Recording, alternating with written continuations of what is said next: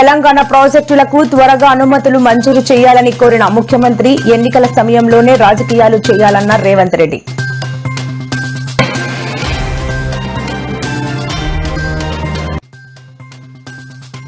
BRS ఓటమి, కొత్త party ఏర్పాటుపై కవిత కీలక వ్యాఖ్యలు.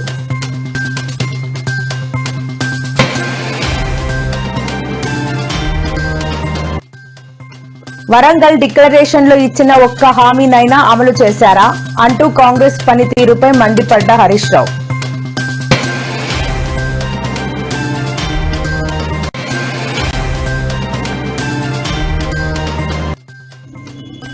సొంత స్థలంలో ఇల్లు కట్టుకునే వారికి శుభవార్త. 2.5 లక్షల ఆర్థిక సాయం చేస్తున్నట్టు వెల్లడించిన AP assembly deputy speaker Raghurama Krishnam Raju.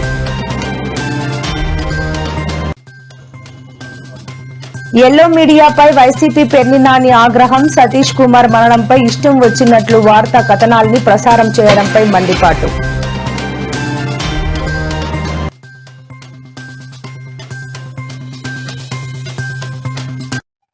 Google ప్రాజెక్టుపై లోకేష్ కీలక వ్యాఖ్యలు. ఏపీని ప్రపంచ స్థాయి ఏఐ హబ్ గా మారుస్తామని వ్యాఖ్య.